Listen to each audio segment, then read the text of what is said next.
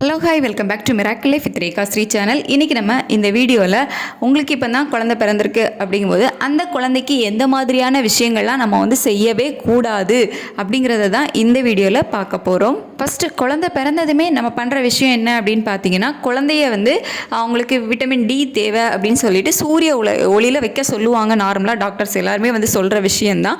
So அதுக்காக நீங்கள் போயிட்டு நல்லா சூரிய ஒளி படக்கூடிய இடத்துல வந்து குழந்தைய வைக்கக்கூடாது. அதாவது இளம் வெயிலில் தான் வந்து குழந்தைய காட்ட சொல்லுவாங்க. கொஞ்சம் அதிகமாக ரொம்ப சூடு வரும்ல, ஸோ அந்த மாதிரி வெயிலெல்லாம் வந்து காட்ட சொல்ல மாட்டாங்க. இளம் சூடு தான் வந்துட்டு குழந்தைக்கு உடம்புக்கு வந்து விட்டமின் டி வந்து கொடுக்கும். அதிக சூடு வருது, அதிக வெயில் அடிக்குது அப்படிங்கும்போது அந்த வெயிலில் குழந்தைய கண்டிப்பாக காட்டவே காட்டாதீங்க. இளம் வெயிலில் தான் குழந்தைய காட்டணும். நெக்ஸ்ட் வந்துட்டு குழந்தைக்கு பவுடர் போடுறது, பெர்ஃப்யூம் போடுறது. பெர்ஃப்யூம் அது ஆப்ஷனல் தான், பட் பவுடர் பார்த்திங்க அப்படின்னா குழந்தை பிறந்ததுமே நிறைய பவுடர் வந்து போட ஆரம்பிச்சிடுவாங்க. ஸோ அந்த மாதிரி விஷயங்கள் வந்து பண்ணக்கூடாது.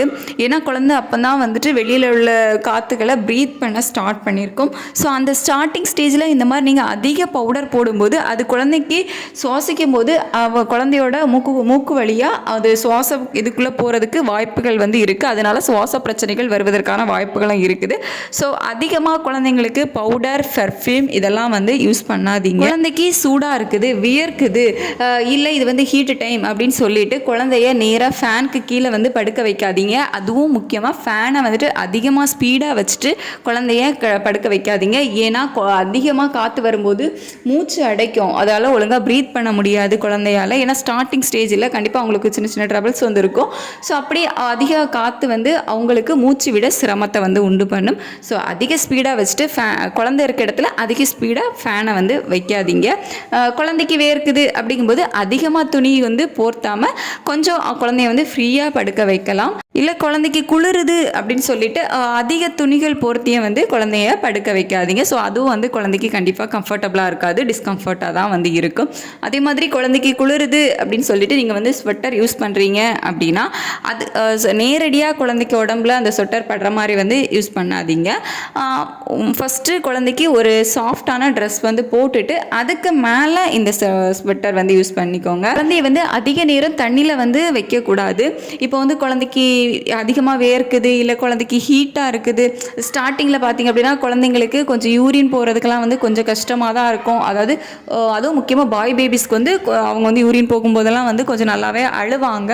ஸோ அப்படியெல்லாம் இருக்குது அப்படின்னு சொல்லிட்டு அதிக நேரம் தண்ணிக்குள்ளே வந்து குழந்தைங்கள உட்கார வைக்காதீங்க.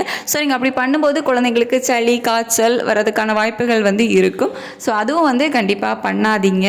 படுத்து கிடந்து குழந்தைக்கு பால் கொடுக்குறதையும் கண்டிப்பாக அவாய்ட் பண்ணிக்கோங்க. ஏன்னா அது எப்போவும் வந்து பாதுகாப்பும் கிடையாது.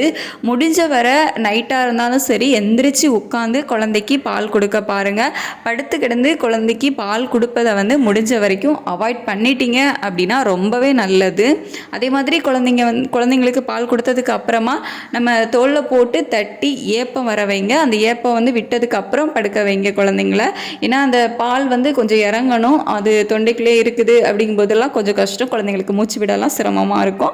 ஸோ ஏப்பம் வர்ற வரைக்கும் கொஞ்சம் நம்ம தோளில் போட்டு தட்டிட்டு அதுக்கப்புறமா படுக்க வைக்கலாம். நெக்ஸ்ட் வந்துட்டு முக்கியமான விஷயம் என்ன அப்படின்னா, குழந்தை வந்து அழுது தூங்கலை அப்படின்னு சொல்லிட்டு குழந்தைய அதிகமாக வந்து அங்கே இங்கேயும் குலுக்கிறது, தலையை பிடிச்சி வந்து ஆட்டிகிட்டே இருக்குது. ஸோ அந்த மாதிரி விஷயங்களும் வந்து பண்ணாதீங்க.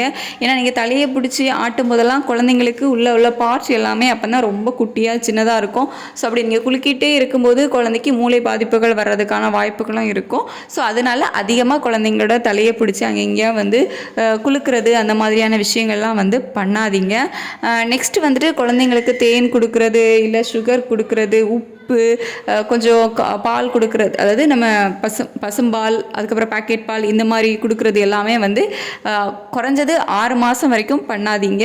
அதுக்கு மேலே நம்ம வந்து சாலிட் ஸ்டார்ட் பண்ணும்போது ஒன்றா இன்ட்ரடியூஸ் பண்ணிக்கலாம். அதுக்கு முன்னாடி 6 மாதம் வரைக்குமே தாய்ப்பால் தான் ரொம்ப ரொம்ப வந்து நல்லது. இந்த வீடியோ உங்களுக்கு யூஸ்ஃபுல்லாக இருந்திருக்கும் அப்படின்னு நினைக்கிறேன். ஏதாவது சஜஷன் இருந்துச்சு அப்படின்னாலும் தாராளமாக கமெண்ட்டில் சொல்லலாம். இந்த வீடியோ இவ்வளோ நேரம் பொறுமையாக பார்த்ததுக்கு தேங்க்யூ ஸோ மச். நம்ம வீடியோஸ் தொடர்ந்து பார்க்கணும் அப்படின்னு நினச்சிங்கன்னா நம்ம சேனலை சப்ஸ்கிரைப் பண்ணி கீழே இருக்க பெல் பட்டனை கிளிக் பண்ணி ஆல் கொடுத்து வச்சிங்க அப்படின்னா நம்ம போடுற வீடியோஸ் எல்லாமே உங்களுக்கு நோட்டிஃபிகேஷன்ஸாக வரும். Thank you so much.